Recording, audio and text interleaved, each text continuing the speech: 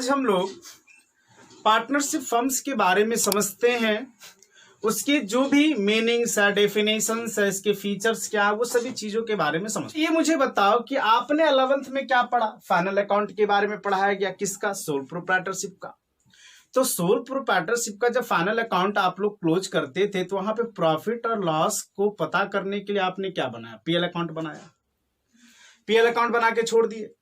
लेकिन यहां पे चूंकि ये पार्टनरशिप है ना, तो पार्टनरशिप का मतलब क्या होता है पहले ये समझ लेते हैं। तो पार्टनरशिप का मतलब हो गया इसी सोल प्रोप्राइटरशिप का आगे का पार्ट। फॉर एग्जाम्पल मान के चलिए ए एक बिजनेस को चला रहा है और ये बिजनेस ए जो है ये एक सोल प्रोप्राइटरशिप फर्म्स को चला रहा है, मतलब ए का अपना बिजनेस, वो खुद इसको टेक ओवर करता है। लेकिन वो देख रहा है क्या कि जो मेरे द्वारा बिजनेस चलाया जा रहा है उस बिजनेस का बेनिफिट काफी लोग उठा रहे हैं, तो क्यों नहीं ये चाहेगा? क्योंकि भाई बिजनेस का मतलब होता है ये तो इकोनॉमिक एक्टिविटी है, मतलब प्रॉफिट मेकिंग ऑर्गेनाइजेशन है सबसे पहली बात। तो क्यों ये नहीं चाहेगा कि हम अपने बिजनेस को थोड़ा सा बढ़ा ले, एक्सपेंड कर ले? तो इस बिजनेस को बढ़ाने के लिए उसको क्या क्या जरूरत पड़ सकता है, पहले चीज समझते हैं। सबसे पहले उसको एक्स्ट्रा कैपिटल का जरूरत पड़ सकता है, या फिर बोलेगा नहीं मेरे पास पैसे हैं, तो लेकिन मैनेज करने के लिए उसे किसी ना किसी व्यक्ति की जरूरत पड़ सकती है, यानी कि या तो मैनेज करने के लिए या तो कैपिटल का, मतलब ये दो चीजों के लिए उसे किसी ना किसी एक व्यक्ति का जरूरत पड़ सकता है। ठीक है ना? तो फिर 2-3 व्यक्ति मिलकर उसे राय देंगे या किसी से पूछेगा क्या करना चाहिए, तो वो क्या बोलेगा कि भाई एम्प्लॉय रख लो। एम्प्लॉय रखोगे तो उसे एक सिंपल सी सैलरी देना पड़ेगा, तुम्हारा काम भी हो जाएगा। लेकिन एक बंदा दूसरा बोला कि नहीं भाई एम्प्लॉय मत रखो, एम्प्लॉय रखोगे वो सैलरी बेसिस पे तुम्हारे यहाँ काम करेगा, प्रॉफिट हो या फिर ना हो सको, मतलब अच्छे ढंग से नहीं करेगा। ठीक है ना? अच्छे ढंग से नहीं करेगा तो उस सिचुएशन में क्या होगा? उस सिचुएशन में जो ए है एक पार्टनर ही फर्म में इन्वॉल्व करो, ताकि जब पार्टनर्स का पैसा फर्म में लगेगा तो कुछ ना कुछ उसकी जो एक्टिविटी है वो ज्यादा रहेगी फर्म में, वो एक्टिविटी को अच्छे ढंग से करना स्टार्ट कर देगा। ठीक है ना? तो ये हो गया। अब यहाँ पे बात क्या हो गई कि यहाँ पे पार्टनरशिप का फर्म हो गया, मतलब ए के बिजनेस में बी इन्वॉल्व हो गया। तो जब यहाँ पे बी इन्वॉल्व हो गया तो ये पार्टनरशिप फर्म्स हो गया। अब यहाँ पे जो भी प्रॉफिट होगा वो ए जो है वो प्रॉफिट निकालने के लिए पीएल तक ही अब नहीं छोड़ेगा, मतलब प्रॉफिट एंड लॉस बना के ही नहीं छोड़ा, क्योंकि प्रॉफिट लॉस में जो भी उसका प्रॉफिट का पार्ट होता था वो अपने पॉकेट में रखता था, घर जाता था। लेकिन चूंकि बी भी है, ठीक है ना, तो इस बी के कारण अब हम लोग को पीएल एप्रोप्रिएशन अकाउंट बनाना पड़ेगा, मतलब प्रॉफिट और लॉस के आगे हम लोग को पीएल एप्रोप्रिएशन पढ़ना पड़ेगा। पीएल एप्रोप्रिएशन का मतलब क्या होता है? प्रॉफिट का डिस्ट्रीब्यूशन कैसे होता है। ठीक है? उसके बाद और सभी चीजों पे चर्चा करेंगे हम, लेकिन उससे पहले जो भी चर्चा करेंगे उसको टॉपिक बाय टॉपिक चर्चा करते हैं, समझ में भी आएगा, मजा भी आएगा। तो पार्टनरशिप फर्म्स क्या होता है, पहले ये अगर हम तुमसे पूछे तो आराम से कह सकते हो कि सर जब 2 या 2 से अधिक व्यक्ति किसी भी फर्म के ऑर्गेनाइजेशन को चलाते हैं और उनके जो भी प्रॉफिट शेयरिंग रेशियो होता है उसको डिस्ट्रीब्यूट करते हैं तो हम पार्टनरशिप फर्म्स कहते हैं। It means when 2 or more person to set up a business organizations and agree to share profit and loss, it is called partnership firms। है ना? तो ये 2 या 2 से अधिक व्यक्ति का रिलेशन है, पहली बात। तो अगर इसके फीचर्स की बात करें, चूंकि फीचर्स अगर हम लोग करेंगे ना तो उसका मीनिंग भी समझ में आ जाएगा। तो फीचर्स क्या है? सबसे पहला क्या होना चाहिए? तो हमारा फीचर्स हो गया 2 or more person। पहला फीचर्स 2 or more person, क्योंकि ये पार्टनरशिप है, पहला। दूसरा इसका मीनिंग का फीचर्स क्या हो गया? तो दूसरा इसका मीनिंग का फीचर्स दिख रहा है तुरंत हम लोग बताएं कि जो भी प्रॉफिट शेयरिंग रेशियो हो, जो भी प्रॉफिट होगा उसका डिस्ट्रीब्यूशन होगा। It means share of profit. इनके बीच में शेयर ऑफ प्रॉफिट, मतलब इनके बीच में क्या जो प्रॉफिट का डिस्ट्रीब्यूशन है वो कैसे हो रहा है, प्रॉफिट शेयरिंग रेशियो क्या है। साथ ही साथ क्या होगा? तो इन दोनों के बीच में एग्रीमेंट होगा, ताकि किसी भी प्रकार का इन फ्यूचर में कोई लफड़ा होता, डिस्प्यूट्स होता है, तो इसी एग्रीमेंट के बेसिस पे वो क्या करेगा? अपने झगड़े को सुलझाएगा इस एग्रीमेंट के बेसिस पे। और ये एग्रीमेंट रिटर्न भी हो सकता है, साथ ही साथ ओरल भी हो सकता है। लेकिन बाबू रिटेन के आगे ओरल नहीं चलता है। मान के चलिए आपने ओरली पार्टनरशिप फर्म्स को स्टार्ट कर दिया तो जो बोले वो तो बोला हुआ रह गया, लिखतम के आगे वक्तम चलता है क्या? इसीलिए फ्यूचर में किसी भी प्रकार के डिस्प्यूट्स हो तो इसका कोई जरूरत नहीं होता, जरूरत होता है इसका, क्योंकि जो लिखा हुआ रहेगा ना वैलिड वही होगा, हमारा एविडेंस यही है ना। अब किसी को बात को लेकर लड़ाई होगी, मान के चलो ए और बी में लड़ाई हो गया कि ए बोलेगा कि हम फर्म को पहले से चला रहे थे, इसका पूरा तरीका से मालिकाना हक मेरा है ना, तुमको हम बाहर निकाल रहे हैं। तो भैया अगर आपके पास रिटन डॉक्यूमेंट रहता, रिटन डॉक्यूमेंट में साफ साफ लिखा रहता है कि अब जो पार्टनरशिप फर्म्स है वो तेरा मेरा नहीं बल्कि दोनों का है, तो इस तरीके से बी के ऊपर भी इक्वल राइट्स रहती तो वो लड़ सकता था, लेकिन चूंकि ओरली थी तो फिर दिक्कत हो सकता है ना। हम इस पे कोर्ट भी जाएंगे और जो इसका प्रोविजन है, प्रोविजन की भी आगे बात करेंगे, वो भी प्रोविजन जो है वो प्रोविजंस को फॉलो करेंगे, तब तो फिर दोनों के लिए सभी चीज इक्वल हो जाएंगे। ठीक है, खैर हम लोग प्रोविजंस के बारे में चर्चा करेंगे। फिर नेक्स्ट हमारा फोर्थ क्या है, जो बिजनेस ऑर्गेनाइजेशन होना चाहिए। ये बिजनेस ऑर्गेनाइजेशन कैसा होना चाहिए? एक्सचेंज बेसिस वाला होना चाहिए। मतलब कहने का है कि purchase and sale with profit motive, purchase and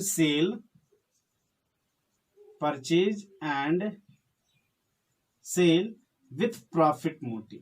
for example मान के चलिए ए और बी एक प्लॉट खरीदता है और प्लॉट खरीदने के बाद उसे रख लेता है, तो भैया जो प्लॉट वो खरीदा ए और बी को बेचने के पॉइंट ऑफ व्यू से नहीं ना खरीदा, अगर वो बेचने के पॉइंट ऑफ व्यू से खरीदता कि इसको हम खरीदेंगे फिर बेचेंगे पैसा कमाएंगे प्रॉफिट कमाएंगे, खरीदेंगे बेचेंगे फिर प्रॉफिट कमाएंगे, तब ये होगा पार्टनरशिप बिजनेस। तो कैसा बिजनेस होना चाहिए? हमारा business purchase and sale with profit motive वाला होना चाहिए। और नेक्स्ट नंबर 5 क्या होगा? तो हमारा नंबर 5 क्या होगा कि ये जो बिजनेस होना चाहिए ना वो म्यूचुअल एजेंसी वाला होना चाहिए। और म्यूचुअल एजेंसी का मतलब क्या होता है कि जब 2 या 2 से अधिक व्यक्ति फर्म को चला रहे हैं ना, तो ये फर्म ऑर्गेनाइजेशन को वो दोनों में से कोई एक भी संभाल सकता है, नहीं तो कोई दोनों संभाले। नंबर 6 क्या है कि नंबर 6 बोलता है जो फर्म का लायबिलिटी होता है वो अनलिमिटेड होना चाहिए। फर्म का लायबिलिटी क्या होना चाहिए? अनलिमिटेड होना चाहिए। अनलिमिटेड का मतलब होता है कि अगर फर्म को किसी भी प्रकार की लॉस है या फिर डेब्ट लिया है, उधारी लिया है, तो उस उधारी को चुकाया कैसे जा सकता है? तो इनके जो ए और बी के पर्सनल सामान भी जो है ना, मतलब इनके जो एसेट्स है पर्सनल वाले, वो एसेट्स तक बिक जाता है, नीलाम हो जाता है। तो इस टाइप का बिजनेस का जो लायबिलिटी होता है वो क्या होता है? अनलिमिटेड होता है। मतलब वो अपने डेब्ट को चुकाने के लिए अपने सामान तक बेच सकते हैं, अपने घर के सामान। तो इस तरीका का ये पार्टनरशिप फर्म्स का कुछ फीचर्स है। बात समझ में आ गया? ये हमारा पार्टनरशिप फर्म्स है। When 2 or more person to set up a business और it is called partnership firms. 2 or more person होना चाहिए, शेयर प्रॉफिट अब होगा, प्रॉफिट का शेयर होगा, एक एग्रीमेंट होना चाहिए, साथ ही साथ बिजनेस कैसा होना चाहिए? तो purchase and sale with profit motive होना चाहिए, म्यूचुअल एजेंसी वाला होना चाहिए, 2 या 3 व्यक्ति हैं तो तीनों में से कोई एक फर्म को चलाए या तीनों चलाए, तो ये आपसी एक सहमति होनी चाहिए, लायबिलिटी अनलिमिटेड होना चाहिए। तो ये हमारा पार्टनरशिप फर्म्स कहता है। ठीक है ना? तो आई होप आप लोगों को काफी अच्छे तरीके से समझ में आ रहा होगा। और मैं चाह रहा हूं कि पूरे नीचे इस तरह से समझाते हुए आगे हम लोग चले ताकि तुम लोगों को समझ में काफी अच्छा से आए। ठीक है ना? काफी अच्छा से तुम लोगों को समझ में आए और मुझे पढ़ाने में भी थोड़ा मजा आए। आप लोग अगर अच्छे से समझेंगे तभी मुझे नेक्स्ट वीडियो या नेक्स्ट क्लास लेने में भी आसानी होगी और सुविधा होगी। चलिए, तो ये फीचर्स की बात थी। अब चूंकि अभी तुरंत हम लोग बात किए कि पार्टनरशिप फर्म्स में एक एग्रीमेंट होना चाहिए, है ना? वो एग्रीमेंट क्या करता है? फ्यूचर बेनिफिट्स में, फ्यूचर में किसी भी प्रकार की लड़ाई हो जाए, डिस्प्यूट्स हो जाए तो उससे बचाता है। इट मीन्स एक पार्टनरशिप फर्म्स में रिटर्न डीड होना चाहिए, है ना? एग्रीमेंट मतलब क्या होना चाहिए? एक डीड होना चाहिए। अभी तुरंत हम लोग बताएं। ठीक है, एक एक करके चलते हैं। पार्टनरशिप फर्म्स के बारे में पढ़े। पार्टनरशिप फर्म्स में क्या देखें कि एक एग्रीमेंट होता है, ओरली होता है, ओरली के साथ साथ रिटर्न भी होता है। तो मैं तो बोलूंगा रिटर्न रहेगा तो ज्यादा अच्छा रहेगा। तो वो पार्टनरशिप एग्रीमेंट को पार्टनरशिप डीड कहते हैं। और ये पार्टनरशिप डीड में वो सभी इंफॉर्मेशन फर्म्स के बारे में लिखे हुए रहते हैं जो होनी चाहिए, जो नेसेसरी होना चाहिए। ठीक है ना? तो सिंपल सी लैंग्वेज में कह सकते हैं partnership deed is a written document. In which rights all term and condition of partners and firm. ठीक है ना। फॉर एग्जाम्पल में अगर चलेंगे तो बहुत सारे इसमें चीज जो मेन इंफॉर्मेशन रहता है, जैसे name and address of firm, साथ ही साथ name and address of each partner, साथ ही साथ capital contribution of each partner, capital contribution of each partner, साथ ही साथ इंटरेस्ट ऑन कैपिटल, जो कैपिटल फर्म में पार्टनर लगा रहा है क्या उस पर इंटरेस्ट फर्म देगा, साथ ही साथ इंटरेस्ट ऑन ड्राइंग्स, कोई पर्सनल यूज के लिए अगर फर्म से पैसा निकालता है तो क्या उस पर ड्राइंग्स फर्म चार्ज करेगा, साथ ही साथ क्या कोई बंदा एक्स्ट्रा फर्म में काम करता है यानी कि पार्टनर कोई एक्स्ट्रा वर्क कर रहा है तो क्या उसे सैलरी, रेम्यूनरेशन ये सब दिया जाएगा, कमीशन ये सब दिया जाएगा, या फिर जब कोई पार्टनरशिप फर्म्स में एज एन एडिशनल कैपिटल के अलावे कुछ एडवांस कुछ लोन देता है तो क्या उस पे एडवांस या जब लोन देता है तो क्या उस पे इंटरेस्ट दिया जाएगा, या फिर दिया जाएगा तो कितना % दिया जाएगा। तो और बाकी सभी चीजों को इस पार्टनरशिप डीड में लिख दिया जाता है ताकि पार्टनर्स के बीच में इन फ्यूचर किसी भी प्रकार की प्रॉब्लम हो तो इस डीड से सुलझाया जा सके। ठीक है ना। और ये इंपॉर्टेंट होता है पार्टनरशिप फर्म्स में। तो ये हमारा पार्टनरशिप फर्म्स का डीड है। ये जो पार्टनरशिप फर्म्स का डीड है, ये डीड अगर नहीं रहे तो अभी हमने कहा ना पार्टनरशिप डीड ओरल भी होता है। तो मान के चलिए दोनों के बीच में काफी अच्छा रिलेशनशिप था, जैसे मान के चलिए मेरे और एक मेरे फ्रेंड के बीच में काफी अच्छा रिलेशन है, हम लोग दोनों एक मूड में आए और बोले चलो आज से हम लोग दोनों साथ ही बिजनेस करते हैं। कभी कभी ऐसा होता है, फ्यूचर किसने देखा, बाद में जाने से पता चलता है कौन कैसा है। ठीक है।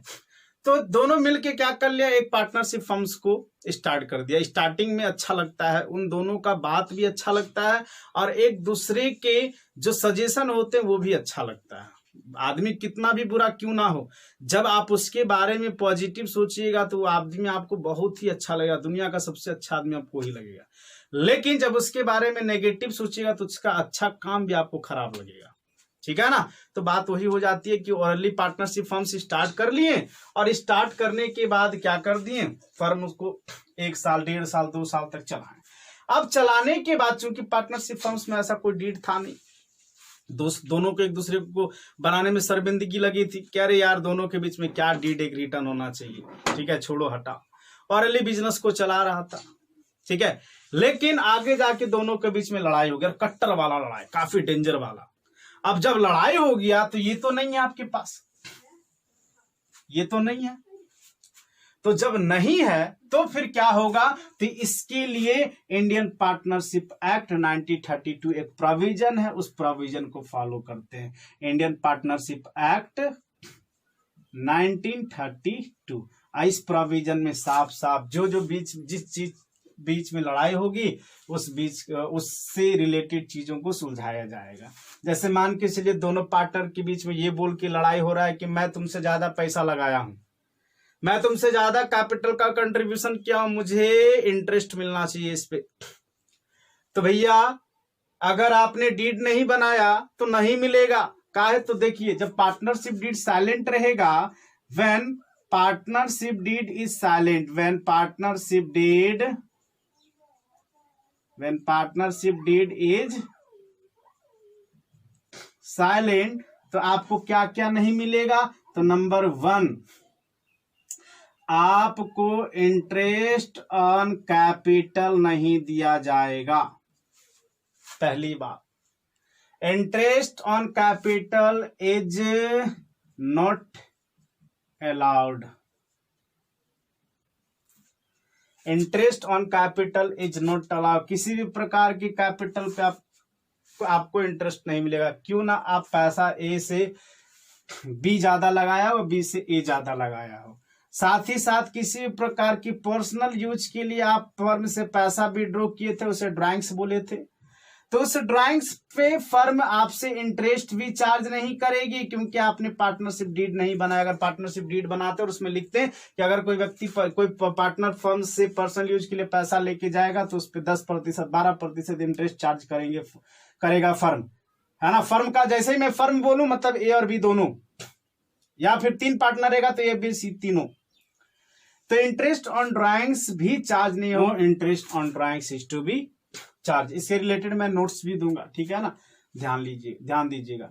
नंबर 3 फिर क्या होगा कि भाई जो भी आपका प्रॉफिट शेयरिंग रेशियो है, profit sharing ratio, share of profit and loss, वो आपका क्या होगा, तो वो आपका इक्वल होगा, ना तो किसी को ज्यादा ना तो किसी को कम। क्यों ना कोई ज्यादा फर्म में पैसा लगाया हो या फिर फर्म को ज्यादा टेक ओवर कर रहा हो, समय से पहले फर्म में आ जाता है, समय के लेट तक जाता है, और एक है वो बिंदास चलता है, तो जो भी हो इक्वल होगा। नंबर 4, किसी भी पार्टनर्स को एक्स्ट्रा वर्क करने के लिए ना तो सैलरी दी जाएगी और ना तो कमीशन दी जाएगी, किसी भी प्रकार की रेमुनरेशन नहीं दी जाएगी, ठीक है ना, क्यों ना आप फर्म में एक्स्ट्रा वर्क किए हो। तो ये सभी चीजों के बारे में नहीं है, मतलब नोट अलाउड। अगर हम बोलें तो यहां लिख सकते हैं नोट अलाउड और नोट चार्ज, मतलब इंटरेस्ट ऑन ड्राइंग्स भी तो है ना, इसलिए लिख रहे हैं नोट चार्ज। फर्म चार्ज भी नहीं करेगी और साथ ही साथ फर्म देगी भी नहीं। लेकिन एक चीज है, और वो क्या है कि अगर पार्टनरशिप डीड साइलेंट भी है या पार्टनरशिप डीड नहीं भी है फर्म में, तो क्या मिलेगा, लोन पे इंटरेस्ट मिलेगा, इंटरेस्ट ऑन लोन। मतलब कोई पार्टनर से अगर एडवांस के रूप में पैसा देता है ना, एडवांस के रूप में पैसा देता है, तो उस एडवांस उस लोन पे पार्टनर को 6% पर एनम के हिसाब से इंटरेस्ट मिलता है, ना तो इससे ज्यादा ना तो इससे कम, मतलब 6 से 7 भी नहीं होगा और 6 से 5 भी नहीं होगा, ये मिलता है, ठीक है, अगर पार्टनरशिप डीड साइलेंट है तो खैर ये हमारे पार्टनरशिप डीड के बारे में लिखा गया है, जो प्रोविजन एक्ट 1932 कहता है कि आपको अगर ये नहीं है तो फिर ये फॉलो कीजिए। दोनों के बीच में लड़ना क्या, लड़िएगा भी तो कुछ नहीं होने वाला है ना। लड़ के आप कहाँ जाइएगा, कोर्ट जाइएगा भैया, तो प्रोविजन एक्ट 1932 फॉलो करेगा। प्रोविजन एक्ट 1932 में ना तो किसी के पक्ष में बात रखी गई है ना तो किसी के विपक्ष में बात रखी गई है, दोनों के लिए सही है ना। प्रॉफिट जो भी हुआ 10,000 रुपया हुआ, 5,000 तुम लेके जाओ, 5,000 हम लेके जाएंगे, ना तो इंटरेस्ट ऑन कैपिटल तुमको मिलेगा ना तो इंटरेस्ट ऑन कैपिटल हमको मिलेगा, ना तो इंटरेस्ट ऑन ड्राइंग्स तुमसे फर्म चार्ज करेगा ना तो हमसे चार्ज करेगा। तुम अगर फर्म में ज्यादा देर तक काम भी किए हो तो भी तुमको सैलरी और कमीशन नहीं दिया जाएगा, है ना। तो इस टाइप के प्रोविजन एक्ट 1932 कहता है, जब पार्टनरशिप डीड साइलेंट रहता है तो इसको फॉलो करते हैं, ठीक। अब आगे बढ़ते कहने का मतलब है कि जो पार्टनरशिप फर्म्स है इसमें क्या क्या चीजों को करते हैं, है ना, क्या क्या पॉइंट्स पे देखेंगे। तो मेन इंपॉर्टेंट पॉइंट जो है वो क्या है, अभी तक तुम लोग को क्लास 11th में पढ़ाया गया था, कहां तक, फाइनल अकाउंटर 1 है, ये सोल प्रोप्राइटर 2 है। समझाने के लिए मैं सिर्फ ऐसा कर रहा हूं, दोनों को जोड़ेंगे, दोनों को जोड़ने के बाद ये क्या हो गया हमारा, तो ये दोनों को जोड़ने के बाद पार्टनरशिप फर्म्स हो गया। अब जब भैया ये पार्टनरशिप फर्म्स हो गया तो ये भी फाइनल अकाउंट में पीएल तक बना के छोड़ा था, जो भी प्रॉफिट हुआ था पॉकेट में रखा, जो भी लॉस हुआ फर्म में बियर किया, ये भी वही चीज किया, है ना। लेकिन अब चूंकि ये पार्टनरशिप फर्म्स बन गया है तो अब एक स्टेप आगे बढ़ना पड़ेगा, मान के चलिए ये भी ए चला रहा था, ये बी चला रहा था, तो अब तो ये फर्म ए बी दोनों हो गया। तो जब ए और बी दोनों हो गया तो यहाँ पे जो भी प्रॉफिट होगा या जो भी लॉस होगा उसका डिस्ट्रीब्यूशन होगा, क्या होगा, इसका डिस्ट्रीब्यूशन होगा। और इसी डिस्ट्रीब्यूशन के कारण कितना प्रॉफिट और कितना लॉस आया उसके लिए हम लोग बनाते हैं PL appropriation account, PL appropriation account बनाते हैं, है ना। तो ये पीएल एप्रोप्रिएशन अकाउंट क्या है, तो ये पीएल एप्रोप्रिएशन अकाउंट इंटरनल, मतलब पार्टनरशिप फर्म्स में जो इंटरनल एक्टिविटी हो रही है ना, उसके लिए ये पीएल एप्रोप्रिएशन अकाउंट बनाया जाता है, जो भी इंटरनल एक्सपेंस और इंटरनल प्रॉफिट हो रही है। तो क्या क्या पार्टनरशिप फर्म्स में इंटरनल हो सकता है? अरे भैया ये पीएल अकाउंट जो है वो पीएल अकाउंट फर्म के आउटसाइडर एक्सपेंस और इनकम को जनरेट करने के लिए है। कैसे? तो बताते हैं। अगर आप पीएल अकाउंट बनाते थे तो पीएल अकाउंट में क्या करते थे, जितने भी आपके आउटसाइडर फर्म्स के आउटसाइडर या जो आपका जिस गुड्स के अकॉर्डिंग्स में फर्म आपका रनअप कर रहा है, जो भी नेचर ऑफ फर्म का हो, जैसे मान के चलिए ये फर्म जो है वो कपड़ा बेचती होगी, तो भैया कपड़ा बेचती होगी तो कपड़ा बेचती होगी मतलब वो गुड्स परचेस कर रही होगी, है ना, सेल कर रही होगी, परचेस सेल। अब इस पे कुछ इनडायरेक्ट एक्सपेंस हुआ होगा, डायरेक्ट एक्सपेंस हुआ होगा। तो ये जो इनडायरेक्ट एक्सपेंस हो रहा होगा वो आउटसाइडर है ना। फॉर एग्जांपल आप कपड़ा का जो आपका व्यवसाय है वो कपड़ा का व्यवसाय में क्या स्टाफ नहीं रखे होंगे, सैलरी देना पड़ा होगा, है ना। शायद आप बैंक से कुछ लोन ले रखे होंगे तो उस पर इंटरेस्ट देना पड़ रहा होगा। शायद आप जो आपका दुकान है वो रेंट पे लिए होंगे, आपको इंटरेस्ट देना पड़ रहा, सॉरी रेंट देना पड़ रहा होगा। साथ ही साथ आपका जो भी फर्म का एक्सपेंसेस हो, जैसे टेलीफोन एक्सपेंसेस, जैसे इलेक्ट्रिसिटी बिल्स एक्सपेंसेस, उसके लिए आपने क्या बनाया, पीएल अकाउंट बनाया ना। पीएल अकाउंट बनाने के बाद आप क्लोज करते थे, अगर क्रेडिट ज्यादा बड़ा रहता था तो आपको यहां प्रॉफिट होता था और इसे लिखते थे टू नेट प्रॉफिट। बाबू यही नेट प्रॉफिट अब जो है वो यहां नहीं रहेगा, बल्कि ये ट्रांसफर होकर कहां आएगा, पीएल एप्रोप्रिएशंस में आएगा। और जब पीएल एप्रोप्रिएशन में ट्रांसफर करेंगे तो यहां लिखेंगे, चूंकि आपका ये क्रेडिट है तो क्रेडिट आएगा, तो यहां पे लिखाएगा बाय नेट प्रॉफिट। और इसी नेट प्रॉफिट के लिए को हम पीएल एप्रोप्रिएशंस अकाउंट में आगे अप्रोप्रिएट करेंगे, मतलब डिस्ट्रीब्यूट करेंगे इसी नेट प्रॉफिट को। कैसे? तो फर्म का जितना भी इंटरनल एक्सपेंस होगा उससे डिडक्ट करने के बाद, मान के चलिए नेट प्रॉफिट यहां पे 1,00,000 रुपया आ गया। अगर व्यक्ति अकेला रहता 1,00,000 लेके चला जाता, लेकिन अब चूंकि व्यक्ति 2 है तो इस 1,00,000 रुपया पे किसी एक का हक नहीं है बल्कि दोनों का हक है। लेकिन फर्म के इंटरनल एक्सपेंसेस को घटाने के बाद, तो भाई मेरे फर्म का इंटरनल एक्सपेंस क्या हो सकता है, सर बताइए फर्म का इंटरनल एक्सपेंस क्या होगा। तो भाई फर्म का इंटरनल एक्सपेंस नहीं हो सकता है क्या? कैसे? मान के चलिए जो आप कैपिटल पे बोल रहे थे इंटरेस्ट देना है, तो इंटरेस्ट ऑन कैपिटल क्या होगा, फर्म का इंटरनल एक्सपेंस ना हुआ। ए और बी है, ए 10,000, ए का 10,000 रुपया इंटरेस्ट बन रहा है और बी का 20,000 रुपया इंटरेस्ट बन रहा है। दोनों का इंटरेस्ट कितना हुआ, 30,000 रुपया। तो ये 30,000 रुपया घटाइएगा ना भाई, घटाने के बाद आपका 70,000 बचा। अब 70,000 रुपए को ए और बी में डिस्ट्रीब्यूट करेंगे। या फिर मान के चलिए और इंटरनल एक्सपेंस था सैलरी के रूप में, पार्टनर सैलरी, स्टाफ सैलरी नहीं, है ना। ए पार्टनर है, इस ए पार्टनर को 20,000 रुपया सैलरी मिल रहा है, तो भाई फिर से एक एक्सपेंस हो गया 20,000 रुपया। तो ये घटाने के बाद कितना बचा, ये घटाने के बाद आपका 50,000 रुपया बचा। और जितने भी एक्सपेंस हो गए, जितने भी क्या होता है, इंटरेस्ट ऑन कैपिटल हो गया, सैलरी हो गया, कमीशन हो गया, ठीक है ना, इंटरेस्ट ऑन लोन हो गया, यही हमारा फर्म का कुछ कुछ इंटरनल एक्सपेंसेस होता है। एक्सपेंस का मतलब डेबिट होता है, इसीलिए हम लोग क्या कर रहे हैं, डेबिट में लिख रहे हैं। तो एक्सपेंसेस को घटाने के बाद जो भी बचेगा उसे हम लोग डिविजिबल प्रॉफिट कहते हैं।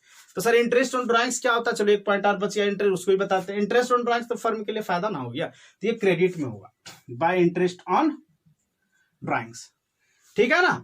तो इस तरीका से करने के बाद, मतलब मुझे सिर्फ यहां मैं एक ही चीज समझा रहा कि ये पीएल के नेक्स्ट फेज का बात है, मतलब पीएल के बाद अब पीएल एप्रोप्रिएशन अकाउंट बनाएंगे। कारण साफ है, ए बी दोनों पार्टनरशिप फर्म्स को चला रहा और प्रॉफिट का डिस्ट्रीब्यूशन हो।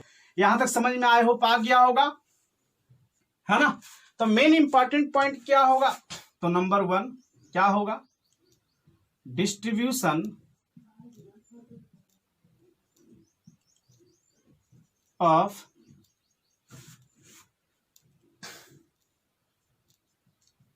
Profit and loss. और इसके लिए क्या बनाएंगे, पीएल एप्रोप्रिएशन अकाउंट बनाएंगे, ठीक है। साथ ही साथ क्या होगा, तो आप जो भी प्रॉफिट का डिस्ट्रीब्यूशन हुआ, या फिर ये पता करना चाहेंगे ना कि ए और बी जो हमारा पार्टनर है उनके बीच में अब एंडिंग कैपिटल क्या बच रहा है। यानी कि 1 जनवरी को फर्म स्टार्ट किए, तो बताइए आप 31 मार्च तक उसका कैपिटल क्या बचा। तो अब हम लोग क्या क्या करेंगे, तो हम लोग करेंगे मेंटेनेंस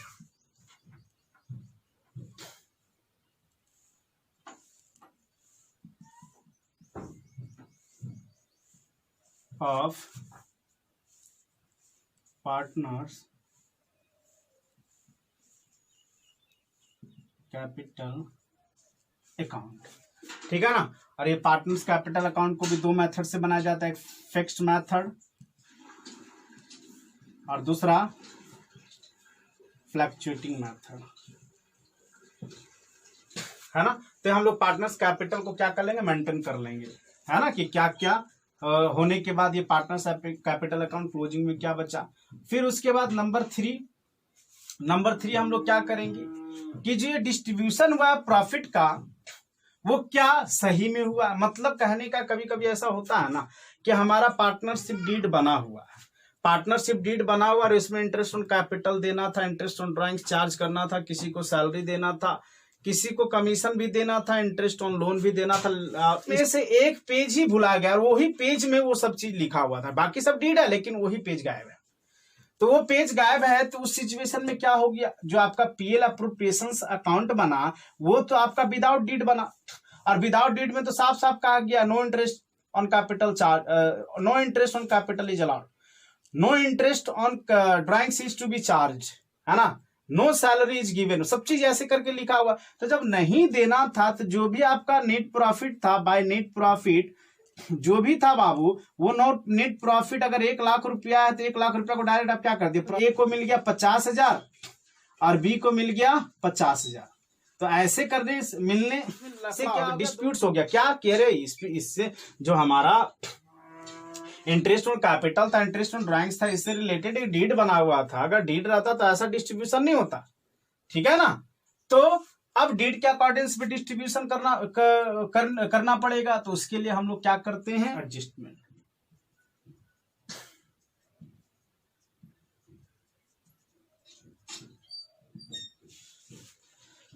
इस तरीका से करेंगे। फिर आगे क्या करेंगे, और नंबर 4 जो मोस्ट इंपॉर्टेंट है, रिकॉन्स्टिट्यूशन ऑफ पार्टनरशिप फंड।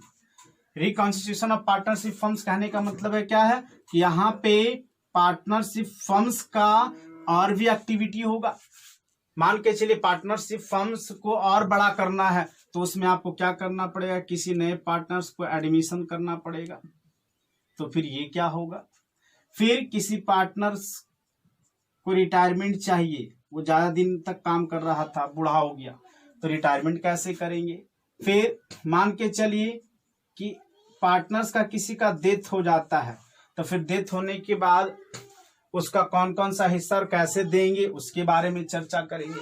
और लास्ट जब फर्म वाइंड अप हो जाता है, खत्म हो जाता है, तो भैया डिसोल्यूशन कैसे करेंगे, डिसोल्यूशन ऑफ पार्टनरशिप फर्म। इस तरीका से ये इंपॉर्टेंट हमारे कुछ पॉइंट्स हैं, इसके बारे में हम लोग क्या करेंगे, अभी आगे स्टडी करेंगे एक एक करके। सबसे पहले पीएल अप्रोप्रिएशंस के बारे में पढ़ेंगे, पीएल अप्रोप्रिएशंस अकाउंट पढ़ने के बाद पार्टनर्स कैपिटल अकाउंट्स के बारे में देखेंगे। फिर क्या देखेंगे, एक छोटा सा टॉपिक पास्ट एडजस्टमेंट का मतलब क्या कि हम लोग को जो करना था वो नहीं किए, तो नहीं किए कहने का मतलब है क्या कि मान के चलिए ए और बी पार्टनर था, अब पार्टनरशिप डीड के अनुसार नहीं चलने से इसको प्रॉफिट मिल गया 50,000 रुपया, इसको मिल गया 50,000 रुपया, लेकिन पार्टनरशिप डीड से के अकॉर्डेंस में अगर चलते तो इसको मिलता 30,000 रुपया और इसको मिलता 70,000 रुपया, क्योंकि 1 लाख रुपया का डिस्ट्रीब्यूशन करना था, तो ये मिलता था। दोनों के बीच में वर्चस्व लड़ाई हो गया, ये बोल के कि तुमको ही 50,000 मिल गया और हमको ही 50,000 मिल गया, जबकि ये गलत है, हमको मिलना चाहिए 70,000 रुपया और तुमको मिलेगा 30,000 रुपया, तुमको 20,000 रुपया एक्स्ट्रा मिला, चलो पैसा निकालो। तो उस सिचुएशन में क्या कर देंगे, ए को डेबिट कर देंगे, कितना से 20,000 से, और यहाँ पे ए को डेबिट करने के बाद बी के अकाउंट में चला जाएगा, मतलब बी को क्रेडिट कर देंगे 20,000 से, है ना। 50,000 में 20,000 जोड़ेंगे तो 70,000 हो जाएगा, इस 50,000 में 20,000 माइनस करेंगे 30,000 रुपया हो जाएगा। तो इसके लिए एक छोटा सा पास्ट एडजस्टमेंट करेंगे। उसी के बाद मान के चलिए जब एडमिशन की बात करेंगे तो हमारा जो फर्म होता है वो पहले से जो चलते रहता है, उस फर्म में किसी को एडमिशन देना चाह रहे हैं, तो एडमिशन तो देना चाह रहे हैं लेकिन एडमिशन कोई लेना ही नहीं चाह रहा। क्यों? क्योंकि शायद वो पार्टनरशिप फर्म लॉस में चल रहा है। तो भैया लॉस में चल रहा है तो कोई आपके फर्म में एडमिशन लेना नहीं चाह रहा है तो आप क्या कीजिएगा, उसको प्रलोभन दीजिएगा। प्रलोभन क्यों? क्योंकि आप ये चीज जानते हैं, प्रलोभन क्या, जो सच्चाई वो बात है, आप ये चीज जानते हैं कि पार्टनरशिप फर्म्स में अगर कुछ पैसा एक्स्ट्रा लगाया जाए तो शायद फर्म प्रॉफिट अर्न करेगा। बस इस पॉइंट ऑफ व्यू से एक प्रलोभन दे रहे हैं। प्रलोभन क्या दे रहे हैं कि भाई आप मेरे फर्म में आइए ना, कोई दिक्कत नहीं है ना, आप इतना लगाइए, लगाने के बाद अगर आपको उतना पैसा जो आपका एक्सपेक्टेशन है नहीं मिलेगा तो उसकी भरपाई मैं करूंगा या उसकी भरपाई फर्म करेगी। तो उसके बारे में चर्चा करेंगे और इसी को कहते हैं गारंटी ऑफ प्रॉफिट।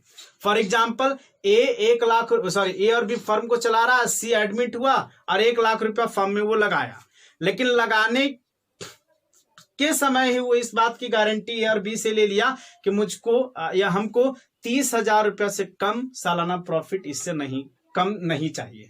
तो ए और बी क्या कर लेगा, डिसाइड अपना करेगा। अब 30,000 से कम अगर प्रॉफिट सी को आता है तो ए और बी क्या करेगा, उस डिफिशियंसी का भरपाई करेगा। तो उसके बारे में हम लोग नेक्स्ट क्लास में चर्चा करेंगे।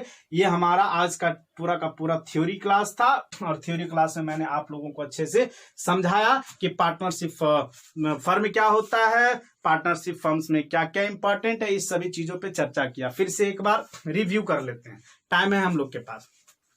तो सबसे पहली बात, पार्टनरशिप फर्म्स क्या है, तो पार्टनरशिप हमारा नेक्स्ट एक और स्टेज है सोल प्रोप्राइटरशिप के बाद का, है ना। मतलब फर्म हमारा बड़ा रूप ले लिया, अब एक व्यक्ति उस फर्म में नहीं है बल्कि 2 व्यक्ति है। जब 2 व्यक्ति है it means that is called partnership firms. It mean partnership firms is the relationship between 2 और more person who have agreed to share and profit and loss, ठीक है ना, who have agreed to share profit and loss, that is called partnership firms। फिर आगे क्या है, तो चूंकि ये पार्टनरशिप फर्म्स यहाँ पे 2 या 2 से अधिक व्यक्ति का है, मतलब हम इसकी अगर मीनिंग्स फीचर्स की बात करें तो सबसे पहला नंबर 1 हो जाएगा 2 और मोर पर्सन। दूसरा एक एग्रीमेंट बेसिस पे होना चाहिए, एग्रीमेंट ऑरली भी होगा तो चलेगा, एग्रीमेंट रिटर्न होगा तो मस्ट अच्छा रहेगा, ठीक है, ताकि दोनों के बीच में किसी भी प्रकार की लड़ाई हो गई। और एक चीज बात ये भी है कि नंबर ऑफ पार्टनर्स की मैंने बात की, तो यहाँ पे इस पार्टनरशिप फर्म्स में मिनिमम 2 व्यक्ति होना चाहिए और मैक्सिमम 50 होना चाहिए 2014 कंपनी का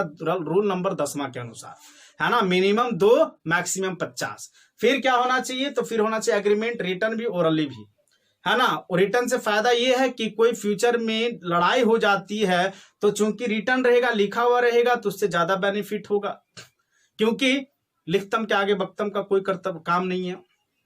उसके बाद जो बिजनेस होना चाहिए वो बिजनेस प्रॉफिट मेकिंग ऑर्गेनाइजेशन होना चाहिए। कहने का मतलब क्या है कि बिजनेस से परचेज सेल वाला होना चाहिए। ऐसा नहीं कि ए और बी दोनों मिलकर एक लैंड खरीदा को-ओनरशिप वाला और वो खरीद के रख लिया, अरे भैया खरीदो चलो ठीक है, लेकिन बेचने के पर्पज से खरीदता ना और प्रॉफिट जनरेट करने के पर्पज से खरीदता, तो हम लोग कहते हैं वो पार्टनरशिप फर्म्स है। साथ ही साथ उसके बाद हम लोग को क्या आगे उसका फीचर्स क्या है, तो इसका फीचर्स है जो शेयरिंग प्रॉफिट एक होना चाहिए, मतलब इसका जो भी फर्म में प्रॉफिट हो रहा है वो अब डिस्ट्रीब्यूट होगा, है ना।